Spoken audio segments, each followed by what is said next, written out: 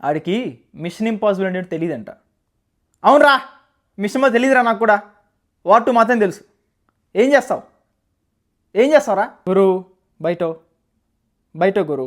ఆడి చేత ఫోన్ చేయించింది నేనే. ఆడికే కాదు, మిషన్ ఇంపాసిబుల్ అంటే ఏంటో వార్ 2 తర్వాత నాకు కూడా తెలియదు. మిషన్ ఇంపాసిబుల్ ఫ్రాంచైజ్కి నేను ఒక పెద్ద ఫ్యాన్ అండి. కాకపోతే లాస్ట్ రిలీజ్ అయిన 2-3 పార్ట్స్ మాత్రం నాకు ఎందుకు అంత సాటిస్ఫాక్షన్ ఇవ్వాల.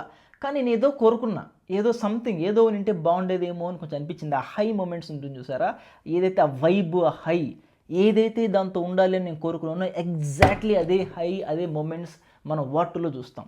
బట్ అండి, అయాన్ ముఖర్జీ మీద నాకు ఎక్కడో కొంచెం అయితే డౌట్ ఉందండి. ఎంతైనా హృతిక్ రోషన్ బాలీవుడ్ కదా, ఆయన్ని ఎలివేట్ చేయడం కోసం తారక్ గారిని ఏమన్నా కొంచెం తగ్గిస్తారేమో అనుకున్నా. But I really want thank you Ayan Mukherjee. You have earn lot of respect from Telugu people. You have just showed our Tarak అన్న ద వే హీ డిజర్వ్స్. సినిమాలో స్టార్టింగ్లో హృతిక్ రోషన్ గారి ఎంట్రీ చూసా, ఏ ఎంట్రీ రా. వుల్ఫ్ కానీ ఆ బిల్డప్, ఎలివేషన్, ఆ ఫైట్ అది ఇది చూసి హ్యాపీగా ఉంది. కానీ లోపల ఎక్కడో కొద్దిగా ఎన్టీఆర్ గారిది ఎలా ఉంటుంది, ఈ రేంజ్ మన ఎన్టీఆర్ కూడా చూపించారా. జస్ట్ ట్రస్ట్ మీ భయ్యా, ఎన్టీఆర్ గారి ఎంట్రీ హృతిక్ రోషన్ ఎంట్రీ కన్నా మించిపోయింది.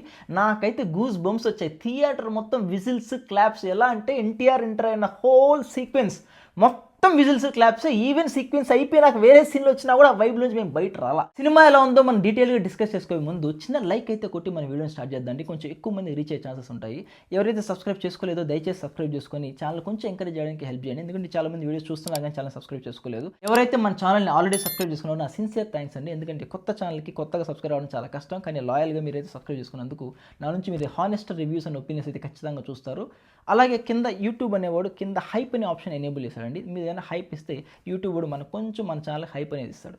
ఏ సీన్స్ అనుకోవాలి, హృతిక్ రోషన్కి తారక్ అన్నకి ఉన్న ఫైటింగ్ సీన్స్ కానీ అసలు ఏంటి, ఒక సీన్ బాగుంది లోపల ఆ సీన్ తన్నే సీన్ ఇంకోటి వస్తుంది అనమాట.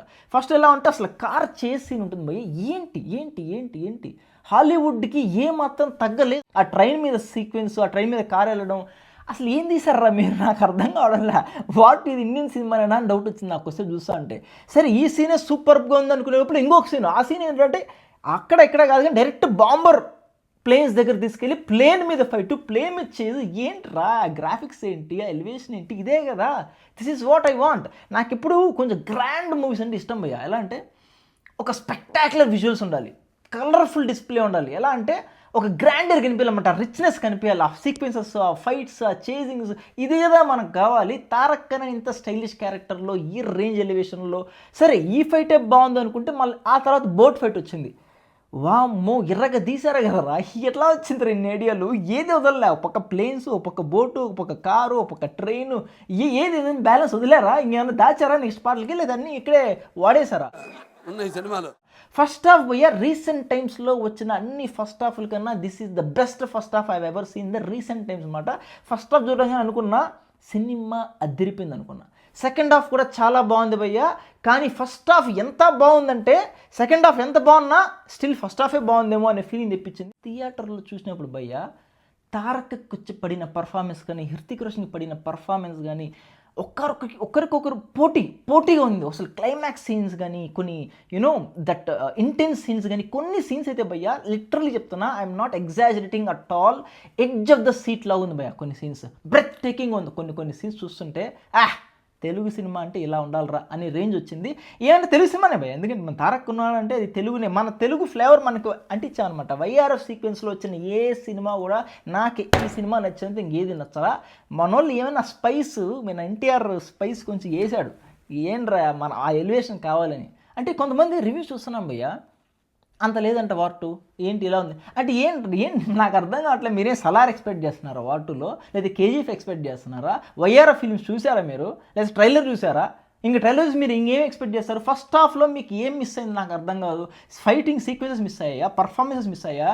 ఈవెన్ భయ్యా నీ మ్యూజిక్ కూడా ఏమో అనుకున్నాను కానీ మ్యూజిక్ కూడా అదిరిపోయింది. హృతిక్ రోషన్ పర్ఫార్మెన్స్ భయ్యా ఒక విధంగా హృతిక్ రోషన్ పర్ఫార్మెన్స్ని, లుక్స్ని ఎలా కిల్లర్ లుక్స్ అనాలి, కిల్లర్ పర్ఫార్మెన్స్ అనాలి, ద కిల్లర్ స్మైల్ అనాలి, the killer way of acting అనాలి. భలే స్టైల్గా చేశారు హృతిక్ రోషన్. ఎన్టీఆర్ మాత్రం కొంచెం మాస్ టచ్ అలా యాడ్ చేసి కొంచెం స్టైల్గా అలా వచ్చి ఒక సీన్లో ఎన్టీఆర్ హ్యామర్ పట్టుకుంటే సింహాద్రిలో ఏదైతే గొడ్డలు పట్టుకున్నాడు, లేకపోతే ఊసరొల్లులో హ్యామర్ పట్టుకుంటుంది సార్, ఆ సీన్ అలా మైండ్లోకి వచ్చి అలా వెళ్ళిపోయింది అనమాట. ఆ రేంజ్ చూపించారు. అసలు ఎన్టీఆర్ వస్తానే నాకైతే అరుపులు అరుస్తానే ఉన్నా నీకు థియేటర్లో నీకు ఫోటో చూపిస్తా, ప్రతి ఒక్కరు ఫోన్లు ఎత్తుకొని దాన్ని ఎట్లా క్యాప్చర్ తీసుకోవాలని వెయిట్ చేయాలి. అంత ఎక్సైటింగ్ ఉందన్నమాట సీన్. అది కాదండి, కొన్ని పోస్టులు చూసా, కొంచెం గ్రాఫిక్స్ అలా ఉందని కొంచెం స్క్రీన్ షాట్లు తీసి అక్కడ పెట్టారు.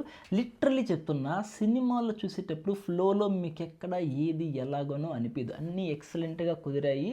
అన్నెసరి నీట్గా కామెంట్స్ పట్టించుకోవద్దండి. అది కాదండి, మన ఎన్టీఆర్ ఇండియా మొత్తం వెళ్ళి ఒక వైబ్ చూపిస్తున్నారు. మనలో మనం ఎందుకు నెగిటివ్ కామెంట్స్ చేసుకోవాలి? ఒక హీరోకి ఇంకో హీరో సపోర్ట్ చేసుకుని సరిపోతుంది కదా. మనలో మనం వచ్చినప్పుడు ఎన్నైనా కొట్టుకుంటామండి. మనోడు బయటకు వెళ్ళినప్పుడు మనకు మన సపోర్ట్ ఇచ్చుకోవాలి. ఎన్టీఆర్ సౌండ్ ఇప్పుడు ఇండియా మొత్తం వినిపిస్తుంది. తారకన్నా మీరు తీసుకునే డెసిషనే కరెక్ట్.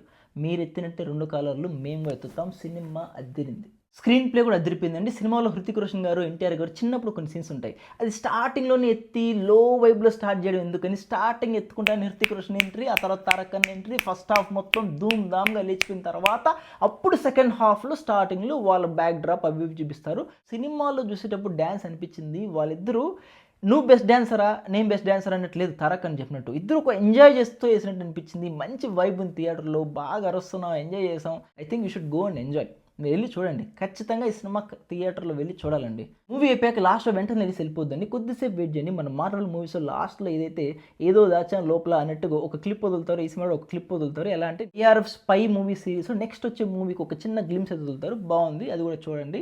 మన కూలీ వీడియో అయితే నెక్స్ట్ అతి త్వరలో మన ఛానల్ వచ్చేస్తుంది, అది కూడా చూసి కుమ్మేద్దాం.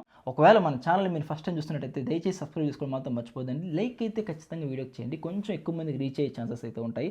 కింద మాలాంటి కొత్త వాళ్ళకి కింద హైప్ అనే ఆప్షన్ ఒకటి ఎనేబుల్ చేశారండి. దాన్ని మీరు కొంచెం హైప్ చేస్తే నాకు కొంచెం హెల్ప్ అవుతుందండి. నెక్స్ట్ కూలీ రివ్యూ వీడియోలో మళ్ళీ కలుసుకుందామండి. Till then bye.